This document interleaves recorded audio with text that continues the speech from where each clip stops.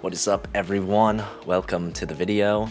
If you're new here, my name is Steele, and this is a film photography and photography channel. This is how to shoot Super 8mm film, as well as the Canon AutoZoom 518 camera review.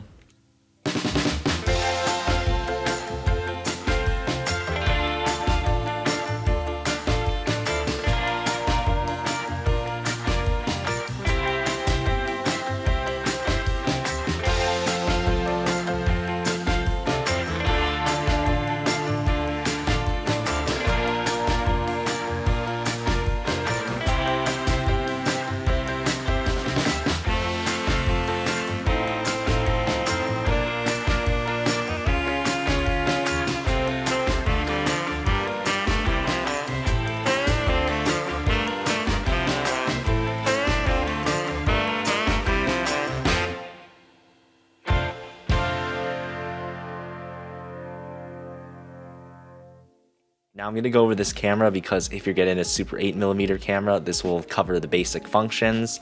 If you don't have this camera, it'll probably still apply to you, and the Super 8mm film part will apply to everyone, as well as the cost breakdown, so stay tuned for those results. So breaking down how I got into this, I basically got interested in Super 8mm film after seeing some videos like everyone else. And lo and behold, eventually I stumbled on Facebook Marketplace and found this for $25 or $50. I think it was $50. We'll go with the upper bound here with $50. So I really didn't know about any other price breakdowns, and then I had to go out and buy 2 packs of Super 8mm film to get a sufficient amount of footage for myself and to definitely test out the camera. So breaking down the camera, basically there's a few places where batteries can go into. You have the battery grip, which powers the zoom functions of the camera. That is the only thing on my camera that is not actually working. Then you have a different compartment for the light meter that is on the side here on the left. And then on the top, if you unscrew that near the viewfinder, you open that up and that powers the winder. These Super 8mm film cameras are always kind of shaped like a gun, just a very weird looking pistol, but it has a pistol grip, and obviously there is a little trigger just like a gun. On the front of your lens, usually you have your focus option and your zoom option if your camera comes with a zoom. And then for some of these more advanced ones, you can have autofocus and you can have this auto zoom function. Like I said, on my camera, the auto zoom function does not work. And then obviously on the side of the camera, you have options to turn off the camera, leave it in standby, and to turn the camera on.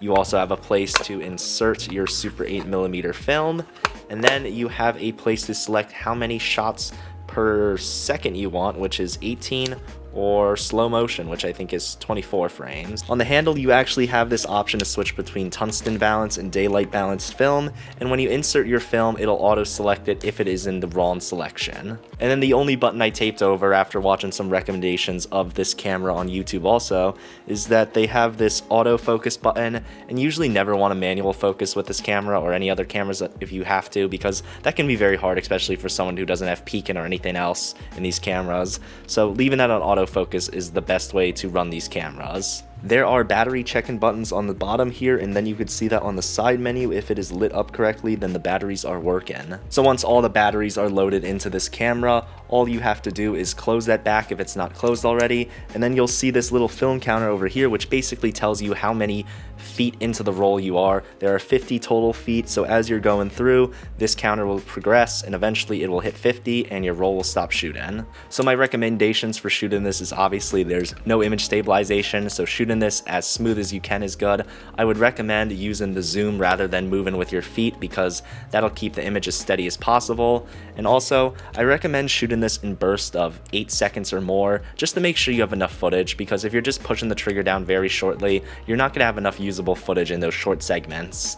So after 3 long minutes of shooting this camera out in the wild, you will have a finished Super 8mm roll, and all you have to do is pop this open. There's nothing you have to do. This is completely light sealed all the time. You could actually take this out mid-roll. It'll just add a little film burn in the middle of your roll if you do that, but you can switch out rolls anytime you want. Just know that that 1 or 2 frames will be burned, and this counter will reset if you switch out mid-roll. So if you shoot 25 feet into the roll and switch out, and then you put it back in, it'll stop at 25 feet, not the 50. So you take out that Super 8mm roll, you close this back, you're all good. You can get rid of this camera. That's it. Now we are on to developing and scanning. The developing and scanning with these cameras is actually very difficult and very confusing. The chemicals are different from your normal film processing chemicals, and scanning would be long and tedious, especially if you don't have the right equipment. So for that reason, I decided to pay the price. I wanted to see the full capabilities of Super 8mm film. I wanted to play around with the colors and everything, so I found the most reputable lab that I could, which was Pro 8mm Labs, not sponsored by them, but they charged me a lot of money, but I'm extremely happy with my results. So the way that I found this lab is that there's actually a Kodak recommended list of labs that shows you every lab that develops Super 8mm film. Once you go through this list, you could see that if they're local or if they accept shipments, and you could see the quality and reviews. I found something that was good in Pro 8mm Labs, and I decided to just pay the price. So after I found Pro 8mm Labs, I was able to go to their website and download their online form.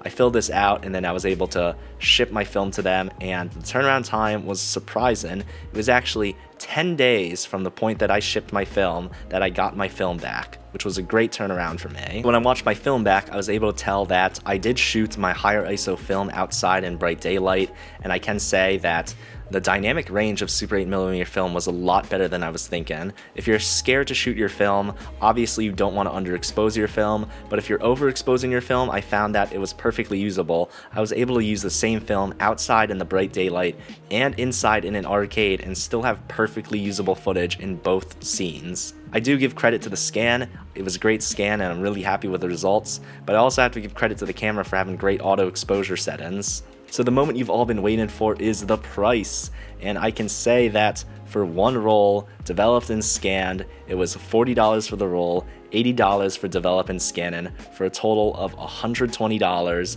or $40 per minute of footage. Yes, you can definitely get this cost down. You can eventually find a way to home dev and scan and get your cost down to only $40 per roll, or you can find a much cheaper lab if you're not doing high-res scans or anything. So I can say these results will definitely vary. But for me, after everything, which was $50 for the camera, $80 for the roll, and $160 for 2 developed rolls of film, my total breakdown was $290 for 6 minutes of footage. Yes, that definitely hurt my wallet, and as much as I love the footage, I can really only see myself using my Super 8mm camera for future projects because shooting this in my leisure is definitely not good for my wallet. So my final verdict on Super 8mm film is that if you can find a camera for cheap, definitely pick it up, but be ready to only use it for special occasions. This is not something you're going to use every day. This is definitely a camera you really only use if you're getting paid to use it, or if you are collecting a special memory that you're also